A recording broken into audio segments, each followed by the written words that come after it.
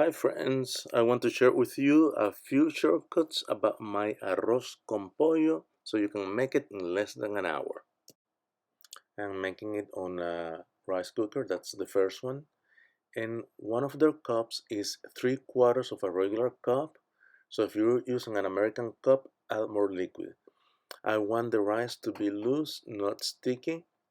I am adding half a teaspoon of salt, half a teaspoon of turmeric, and a few saffron strands and a teaspoon of oil.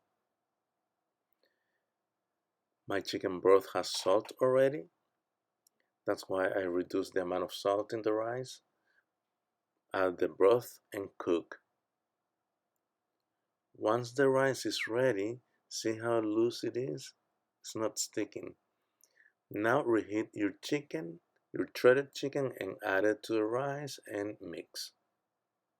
Warm up a can of veggies, drain the liquid, and add it to the mix. Be careful not to smash them.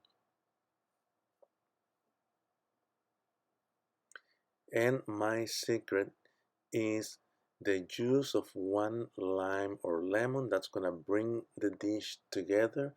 It's gonna give it a touch of acidity, but it's not going to be strong. And you can make all this dish in less than an hour. Mix well and serve with plantain chips or platanitos maduros fritos or ripe plantains, fried plantains. And don't forget to become my Patreon sponsor. Find me under Carlos M. Kitchen on Patreon and subscribe to my YouTube channel. This is a very Latin dish. Every country makes one or has a version of it. But this is my shortcut to a very easy and delicious dish.